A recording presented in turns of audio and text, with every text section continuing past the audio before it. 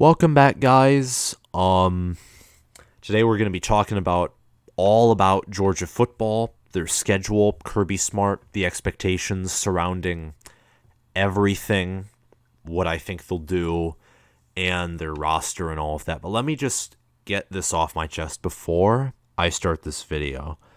JT Daniels should be either second place in the Heisman or he should win the thing. The man won the game against Cincinnati. He played amazingly against a solid top 25 Missouri team, and he'll only get better in the offseason because, from what I have heard, Kirby Smart's adapting a more pass-oriented offense like we saw in the last part of the 2020 season, and it's staying that way, is what I have heard. I think this is very encouraging news for any Georgia fan and anyone who wants to see another team win the playoff or beat Alabama.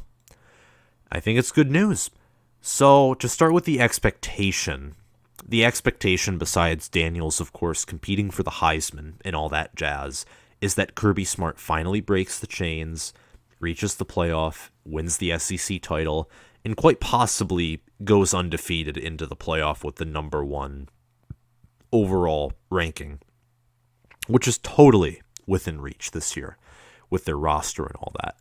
But the expectations, in my opinion, can get a little rocky because the only way for Georgia's season, with how good Alabama has been, the only way for Georgia's season to be an abject failure would be not making the SEC title game. Losing it, I would not say is abject failure per se. Abject failure is either going 12-2, losing your last two games, or not making the SEC championship game. That's my opinion. If you lose the SEC championship game and win your bowl game, go 13-1, and Bama ends up winning the national title, good for you. You probably deserve the number 2 ranking, even though you didn't reach the playoff. Probably. But people, if he loses the SEC championship game, and I know this because I see this everywhere, this man, Kirby Smart, he will be ridiculed. He'll be unrightfully ridiculed and blasted if he loses this year's SEC championship game. And I don't think that's fair, because Saban has an undefeated record against former assistants, and he should beat Saban this year, no question. He should. I don't think he will, but this is the year where everything falls into place. Georgia has probably a better offense, especially with returning starters and a competent quarterback.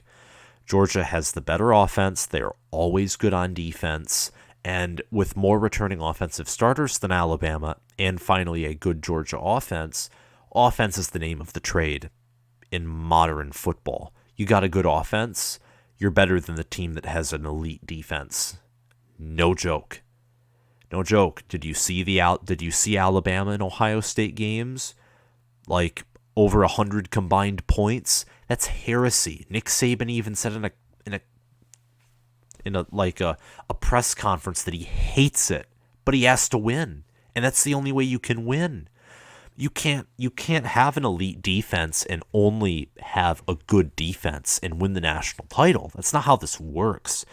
Look at Ohio State. Ohio State arguably had a far worse defense than Clemson did throughout the season, more inconsistent.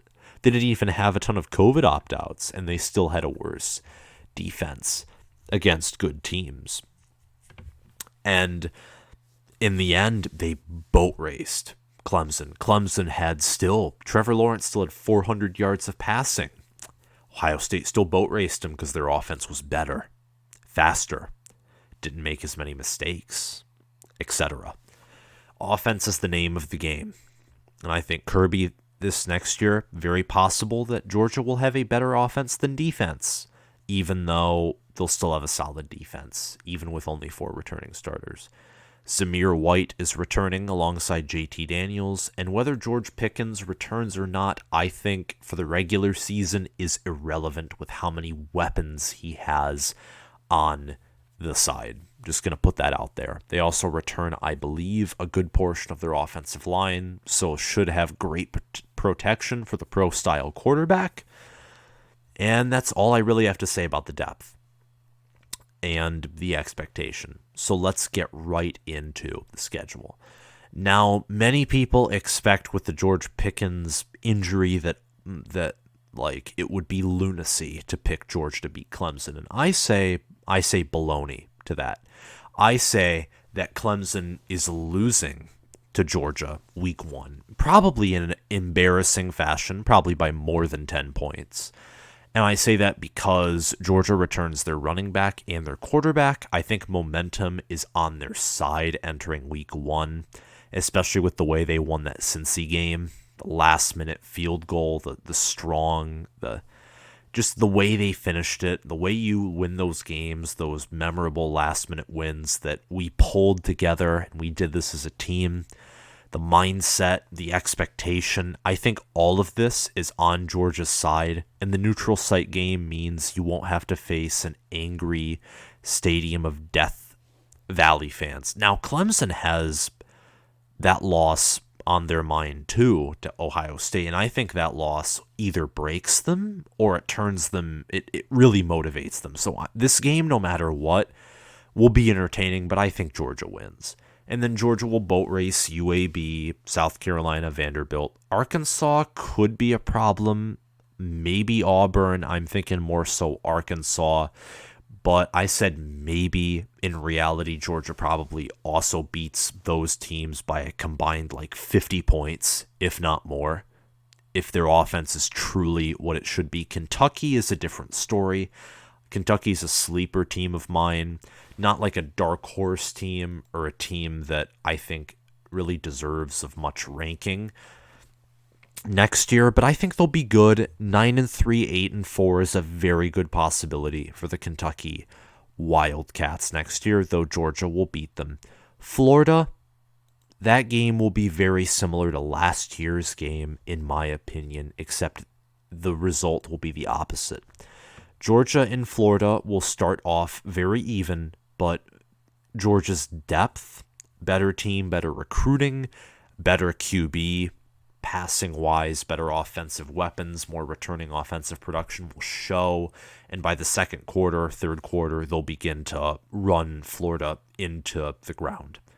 Missouri could be a challenge, but again, Georgia win. Tennessee, Charleston, Georgia Tech, all should be, and all will be, most likely winnable. Now, the question is the SEC championship. And I think, unfortunately for all of you Georgia fans, that will be a loss. Alabama's just too good. Saban has that edge. Alabama even has the mental edge. Georgia hasn't beaten them since 2007. And since then, Alabama's dominated a huge part of all of those games. And I don't think it'll change. But the hope is you can go 13-1 this year. Like, your only loss to Alabama, who I think is a repeat national champion this year. You're 13-1. You barely lose to the repeat national champion and destroy the team in your bowl game, who will probably be in the top 10 as well. In my opinion, you end as the number 2 team. You undisputedly end as the number 2 team. And that should be an achievement. Even with the loss in the SEC championship, even with just everything, it should still be an achievement. Now, will it be a little annoying that Kirby Smart can't beat Nick Saban? Yes. Should he this year? Absolutely. The pieces are all in position. But I can't say that he will until he does. It's just one of those things.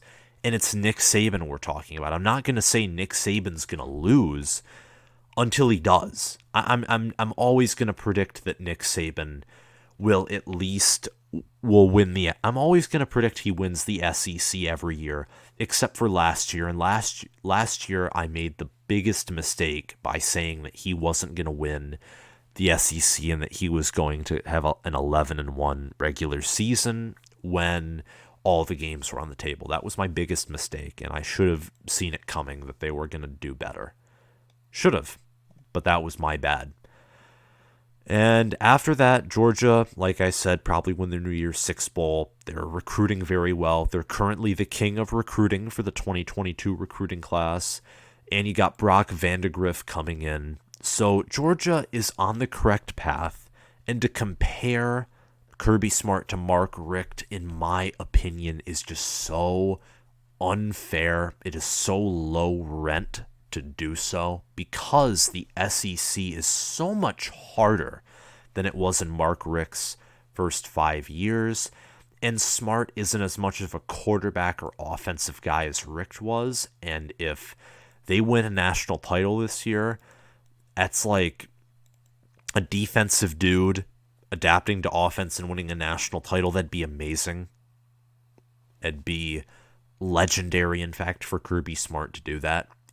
I don't think he'll win more than one national title. If he does win a national title, it'll probably be one, maybe two, if he lasts long enough and outlasts Nick Saban, which he probably will, but who knows? Nothing is guaranteed. That's my short, quick little analysis on Georgia football and what's at stake next year. I believe it is do or die. And it's maybe not as extreme as it sounds, but I think that if Kirby loses this year, the fan base will really doubt him. Do I think it's reasonable that they will? No, but will it happen? Totally. Thanks again for watching. If you have reached this far into the video, remember to like and subscribe and share this video around. Tell me what other teams I should do my short basic analysis on outside of the Big Ten in the comments below. Thank you and have a great day.